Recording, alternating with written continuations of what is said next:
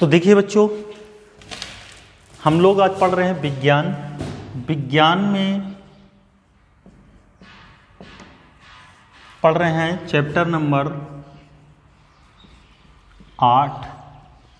Chapter number 8 का आज हम पहली क्लास पढ़ रहे हैं। इसमें अब देखेंगे जिस पाठ का नाम है गति। इस पाठ का नाम है गति। तो देखिए, हमें कुछ वस्तुएं गतिमान अवस्था में और कुछ वस्तुएं विरामावस्था में प्रतीत होती हैं। हम जब वस्तुओं को देखते हैं तो हमें कुछ वस्तुएं विरामावस्था में तथा कुछ वस्तुएं गतिमान अवस्था में देखते हैं। जैसे कुछ वस्तुएं हमें विरामावस्था में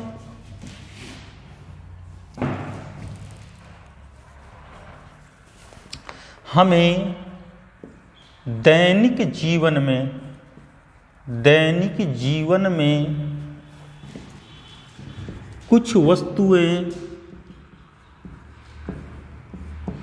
वस्तुएं विरामावस्था में तथा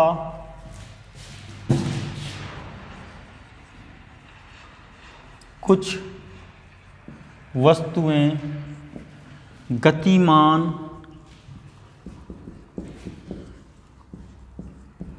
अवस्था में प्रतीत होती हैं। गतिमान अवस्था में प्रतीत होती हैं। जैसे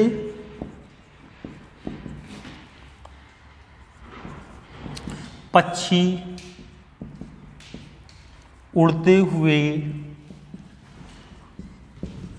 दिखाई देते हैं।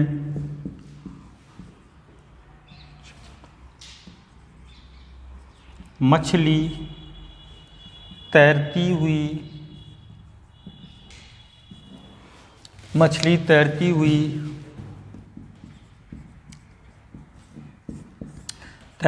दिखती है। मछली तैरती हुई दिखती है। रक्तों का प्रवाह है, शिराओं और धमनियों में होता है रक्त का प्रवाह। मोटर गाड़ियां चलती हुई प्रतीत होती हैं। जैसे रक्त का प्रवाह धमनी तथा शिराओं में होता है, मोटर गाड़ियां जो हैं चलती हुई प्रतीत होती हैं। ये सब वस्तुएं हमें क्या होती हैं? चलती हुई प्रतीत होती हैं, गतिमान अवस्था में प्रतीत होती हैं। जैसे परमाणु, अणु, ग्रह, तारे, आकाश गंगाएं, ये सबको हमको गतिमान अवस्था में प्रतीत होती हैं। तो इन वस्तुओं की समय के साथ स्थिति में जो परिवर्तन होता है उसी को हम क्या कहते हैं? गति कहते हैं। गति को हम प्रत्यक्ष या अप्रत्यक्ष रूप में साफ से मान लेते हैं, जिसमें गति अस्तित्व में प्रत्यक्ष साक्ष्य है। तथा गति के लिए हम हवा की गति का अनुमान धूल कणों अथवा पेड़ों की शाखाओं, पत्तियों के हिलने डुलने आदि के साथ में हम क्या करते हैं? मानते हैं, देखते हैं। ठीक है। तो यदि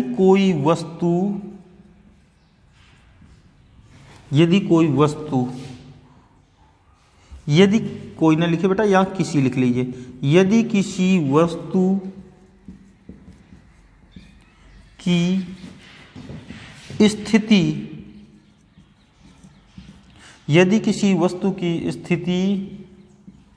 समय के साथ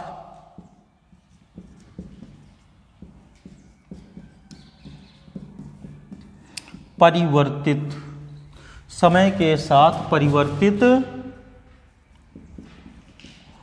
होती है तो उसे गतिमान वस्तु कहते हैं। गतिमान वस्तु कहते हैं। या फिर उस वस्तु की हम क्या कहते हैं? गति कहते हैं। यदि किसी वस्तु की स्थिति समय के साथ परिवर्तित हो जाती है तो वह वस्तु कैसी हो जाती है? गतिमान वस्तु कहलाती है।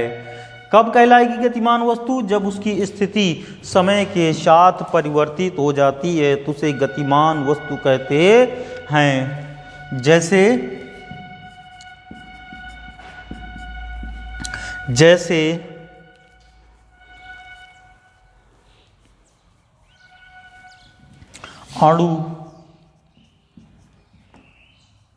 अणु, ग्रह,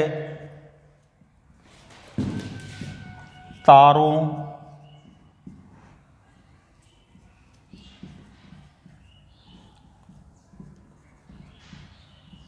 मोटर वाहनों की गति आदि ये सब वस्तुएं अपनी स्थिति समय के साथ परिवर्तित करती हैं। अब देखिए, किसी भी वस्तु की गति को निर्धारित करने के लिए हमें एक निर्देश बिंदु की आवश्यकता होती है। तो देखिए, अब हम लोग पढ़ेंगे, अभी हम लोगों ने पढ़ा था, चैप्टर का नाम भी है गति, यानी कि जिसे हम लोग अंग्रेजी में कहते हैं मोशन कहते हैं, मोशन कहते हैं। ठीक है, तो ये गति थी। और हेडिंग भी हमने पढ़ा, गति किसे कहते हैं। अब इसके पास में बाद में हम लोग बात करेंगे गति का वर्णन किस प्रकार से किया जाता है।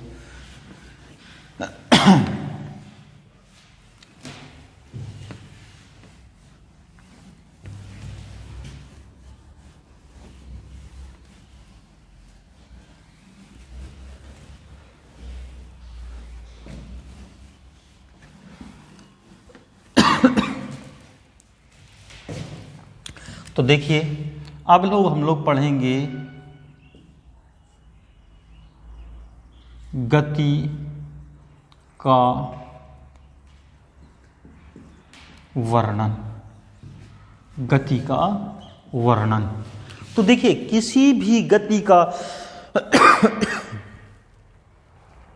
किसी भी वस्तु की स्थिति को एक निर्देश बिंदु द्वारा निर्धारित करते हैं। एक निर्देश बिंदु द्वारा निर्धारित करते हैं। तो देखिए, किसी वस्तु की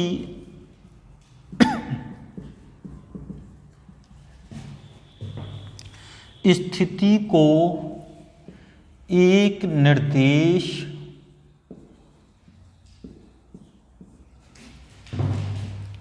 बिंदु से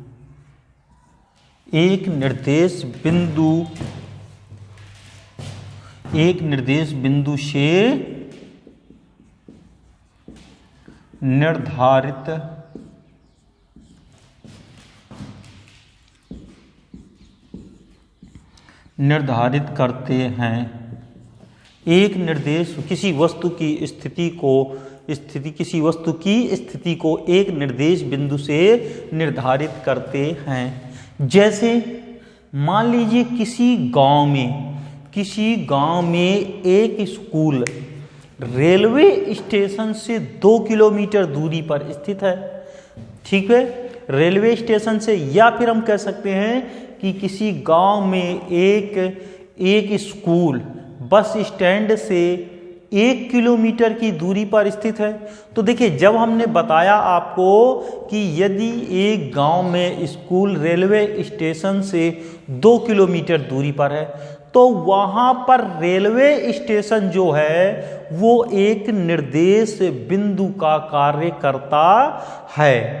इसी प्रकार से हमने कहा है कि अन्य गांव में, किसी दूसरे गांव में एक स्कूल बस स्टैंड से 1 किलोमीटर की दूरी पर है, तो यहाँ पर बस स्टैंड जो था वो निर्देश बिंदु बन गया। जैसे हम कह सकते हैं कि हमारे घर से बाजार 2 किलोमीटर दूर स्थित है, तो हमारा जो घर हो गया वो एक निर्देश बिंदु हो गया। वहां से बाजार की जो दूरी हो गई वो 2 किलोमीटर दूर स्थित है। इसी प्रकार से हम ये भी कह सकते हैं, जैसे हमारे गांव से जयपुर की दूरी 150 किलोमीटर है, तो हमारा जो गांव हुआ वो बन गया एक निर्देश बिंदु, और इससे जयपुर की दूरी कितनी हो गई? 150 किलोमीटर। तो किसी भी वस्तु की स्थिति को निर्धारित करने के लिए एक बिंदु की आवश्यकता होती है, जिसे हम लोग निर्देश बिंदु कहते हैं। जिस बिंदु के सापेक्ष किसी वस्तु की स्थिति को निर्धारित किया जाता है या उसकी स्थिति को व्यक्त किया जाता है, उस बिंदु को निर्देश बिंदु कहते हैं। तो देखिए निर्देश बिंदु क्या हो जाएगा? तो यहां पर लिख सकते हैं, किसी वस्तु की स्थिति को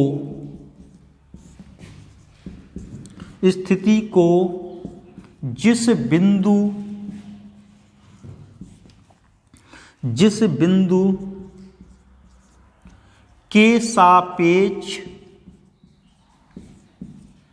बिंदु के सापेक्ष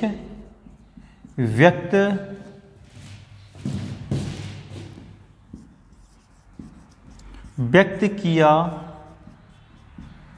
जाता है, उस बिंदु को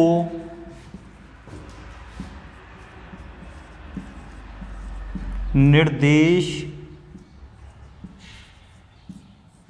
बिंदु कहते हैं। तो ये हो गया निर्देश बिंदु। ठीक है, तो ये थी आपको निर्देश बिंदु के सापेक्ष निर्धारित करते हैं, परंतु ये हो गई हमारी एक निर्देश बिंदु की परिभाषा। ये निर्देश बिंदु की आ गई यहाँ पर परिभाषा। निर्देश बिंदु की क्या हो गई? परिभाषा आ गई। तो देखिए इसमें उदाहरण लिख लेते हैं, जैसे कि उदाहरण देखिए भैया, उदाहरण क्या हो जाएगा? किसी गांव में एक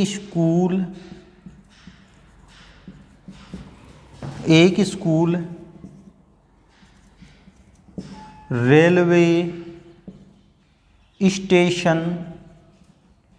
रेलवे स्टेशन से 2 किलोमीटर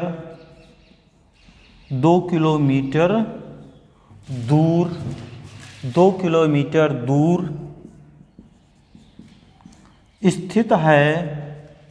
स्थित है।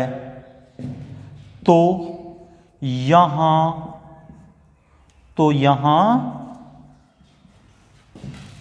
रेलवे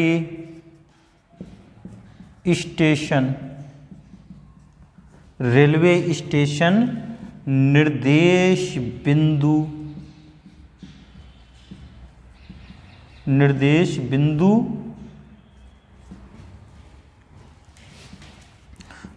बिंदु का कार्य करता है। निर्देश बिंदु का कार्य करता है। तो कौन सा कार्य हुआ? निर्देश बिंदु क्या बन गया यहाँ पर? रेलवे स्टेशन, क्योंकि रेलवे स्टेशन से हमने दूरी को व्यक्त किया है, तो इसलिए रेलवे स्टेशन आपका क्या हो गया? यहाँ पर आपका क्या आ गया? निर्देश बिंदु आ गया। ठीक है, अब ये था निर्देश बिंदु। अब इस निर्देश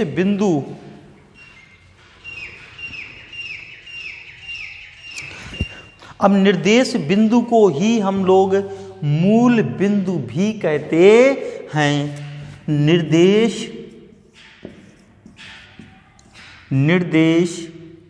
बिंदु को मूल बिंदु मूल बिंदु कहते हैं। निर्देश बिंदु को मूल बिंदु कहते हैं। तो ये हो गया आपका गति का वर्णन। और गति में हमने आपको इसमें सबसे पहले बताया क्या, निर्देश बिंदु। अब इसके बाद में देखिए हम लोग पढ़ेंगे एक सरल रेखीय गति।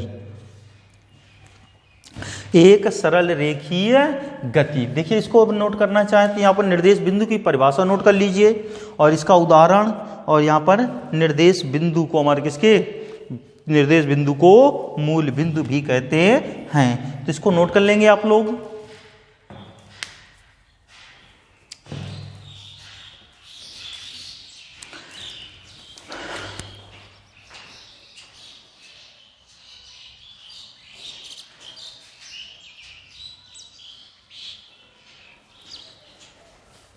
देखिए नोट कर लिया होगा आपने। अब इसके आगे हम लोग पढ़ते हैं।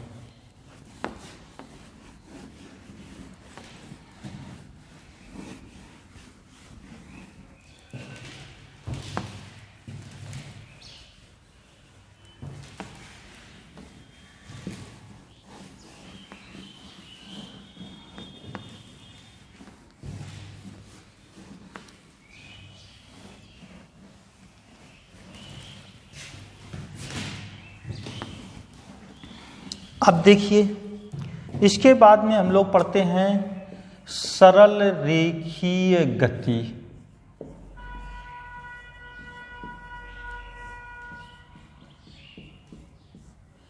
देखिए सरल रेखीय गति, नाम से स्पष्ट हो रहा है सरल रेखीय गति, यानी कि यदि कोई वस्तु एक सीधी सरल रेखा में, यदि कोई वस्तु एक सीधी सरल रेखा में गति करती है तो उसकी गति को सरल रेखीय गति कहते हैं। गति कहते हैं। यदि कोई वस्तु एक सीधी सरल रेखा में गति करती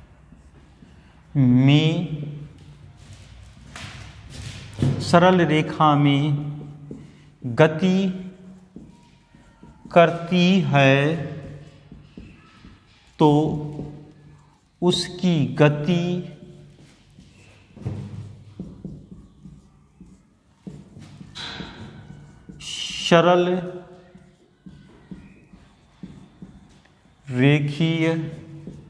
सरल रेखीय गति कहलाती, सरल रेखीय गति कहलाती है। सरल रेखीय गति कहलाती है। यदि कोई वस्तु एक सीधी सरल रेखा में गति करती है तो उसकी गति क्या कहलाएगी, सरल रेखीय गति कहलाती है। सरल रेखीय गति कहलाती है। सरल रेखीय गति कहलाती है। जैसे उदाहरण देख लीजिए। उदाहरण, किसी सीधे तार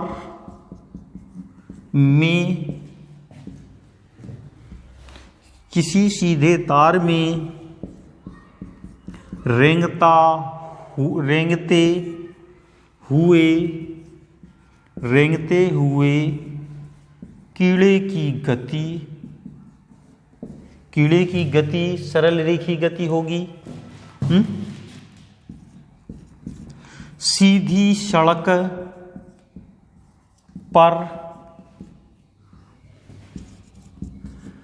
कार या बस की गति सरल रेखीय गति कहलाएगी। या बस इतने एग्जाम्पल रखिए। अब इसी प्रकार से लिखना चाहें तो सीधी रेल की पटरियों पर ट्रेन की गति क्या कहलाएगी आपकी, सरल रेखीय गति कहलाती है। सरल रेखीय गति कहलाती है। ठीक है। तो इसी प्रकार से बस इसमें देखिए, जब सीधी सड़क पर बात कर रहे हैं तो सीधी सड़क का मतलब बिल्कुल प्लेन होनी चाहिए और सीधी होनी चाहिए। ये नहीं है कि आपकी यहाँ पर बस या सड़क जो है ऊपर नीचे यानी कि चढ़ाई हो या कहीं गहराई हो, ढाल हो, ऐसा नहीं होनी चाहिए। बिल्कुल सीधी सड़क ऐसा होना चाहिए। ये नहीं है कि इस प्रकार से आपकी अगर हमारी किसकी सड़क दी है और सीधे तो चल रहे हैं परंतु ये ऊंचाई और गहराइयां हों, ऐसी सड़क पर हम क्या कहते हैं, सीधी सरल रेखीय गति नहीं कहते। सरल रेखीय गति बिल्कुल इस प्रकार से होगी कि जिसमें बिल्कुल प्लेन होनी चाहिए। ठीक है। अब सरल रेखीय गति को जिस बिंदु से व्यक्त किया जाता है उसे जिस बिंदु से प्रारंभ करते हैं उस बिंदु को मूल बिंदु कहते हैं।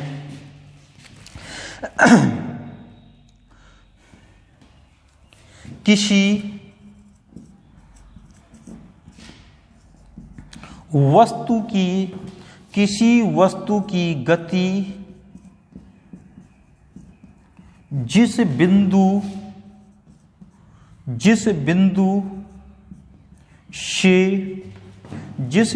से प्रारंभ होती है उसे मूल बिंदु कहते हैं। उसे मूल बिंदु कहते हैं। किसी वस्तु की गति जिस बिंदु से प्रारंभ होती है उस बिंदु को मूल बिंदु कहते हैं। उस बिंदु को मूल बिंदु कहते हैं। अब देख लीजिए, यहां पर थोड़ा सा एक एग्जाम्पल देख लेते हैं हम लोग। तो एक एग्जाम्पल इसका देख लीजिए। और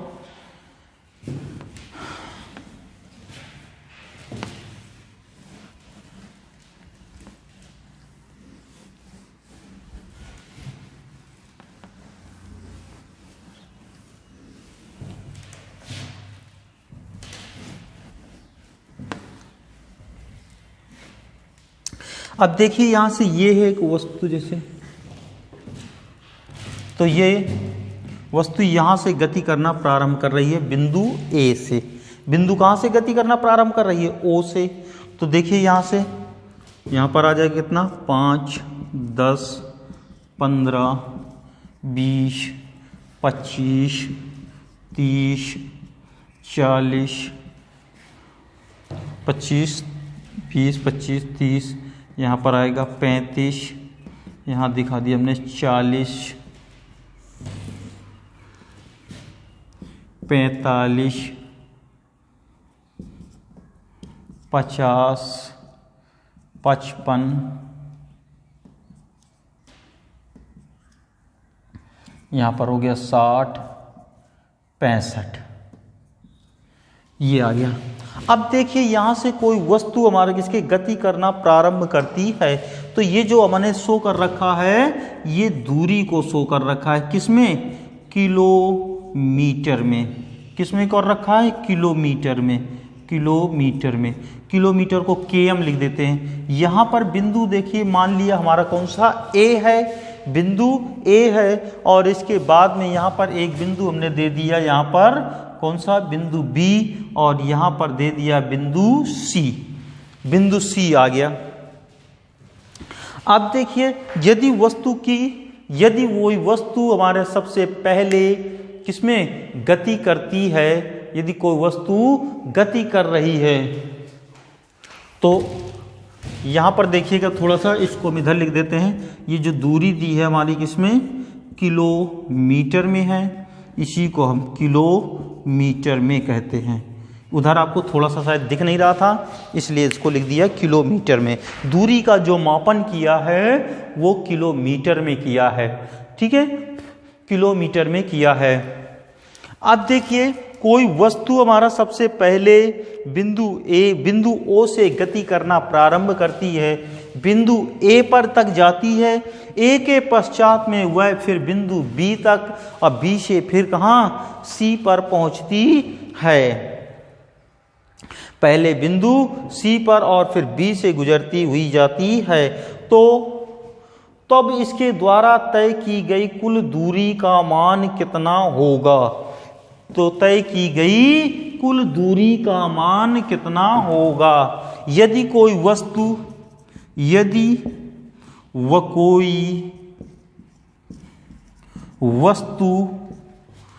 बिंदु O से गति प्रारंभ करके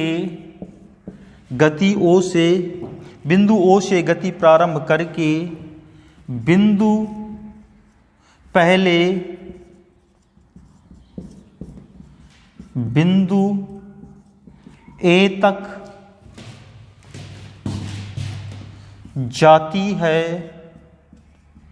फिर बिंदु A से बिंदु C तक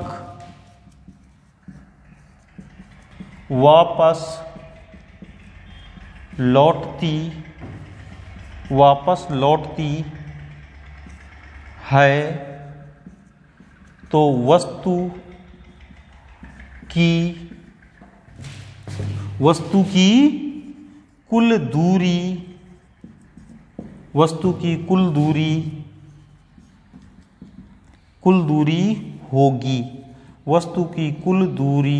होगी। देखिए वस्तु की कुल दूरी कितनी आ जाएगी, यानी कि सबसे पहले कितना आ जाएगा? कुल दूरी। तो यहां पर निकालेंगे कुल दूरी बराबर कुल दूरी O से A तक गई है, तो यहां पर लिख देंगे OA प्लस O से फिर कहां तक आई है? बिंदु O, फिर O से बिंदु C तक आती है, तो यहां से A से C तक, तो यहां से आ जाएगा AC। तो देखिए सबसे पहले बिंदु O से C तक जाने में कितना दूरी तय किया इसने? 60 किलोमीटर। 60 किलोमीटर। अब A से C तक आने में कितना जाएगा?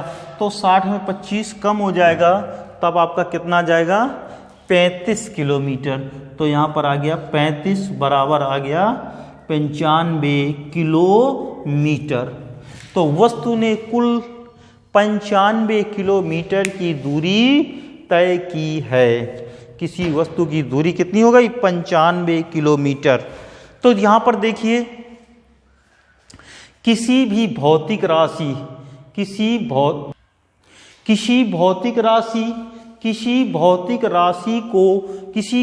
राशि को व्यक्त करने के लिए, देखिए जैसे यहाँ पर है 95 लिखा था, आंकिक मान के साथ में एक अन्य राशि की आवश्यकता होती है, क्योंकि आंकिक मान केवल एक संख्या है, ये यहाँ पर इसके निर्देश को, इसको मान को व्यक्त करता है। तो यहाँ पर किसी भौतिक राशि के आंकिक मान के साथ साथ एक अन्य राशि की आवश्यकता होती है, जिसे हम लोग मात्रक कहते हैं। यहाँ पर जो 95 आपका निज्ञात हुआ था, 95 एक आंकिक मान है, और ये कितने दूरी तय की है इसके मात्रक द्वारा निर्धारित होता है।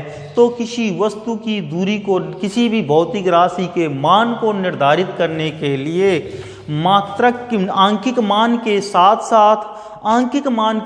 साथ एक मात्रक की भी आवश्यकता होती है, तो उचित मात्रक का प्रयोग किया जाता है, यानी इसे क्या कहते हैं? मात्रक कहते हैं। अब जैसे यहीं से वस्तु अगर बिंदु O से गति करना प्रारंभ करती और बिंदु A तक जाती, और A से जाने के पश्चात यह पुनः बिंदु O तक वापस लौट आती, तो इस प्रक्रिया में तय की गई दूरी कितनी होती? यहाँ से 60 किलोमीटर ये जाती और 60 किलोमीटर ही वापस आती, तो टोटल दूरी कितनी हो जाती? 120 किलोमीटर होती। 120 किलोमीटर होती। 120 किलोमीटर होती।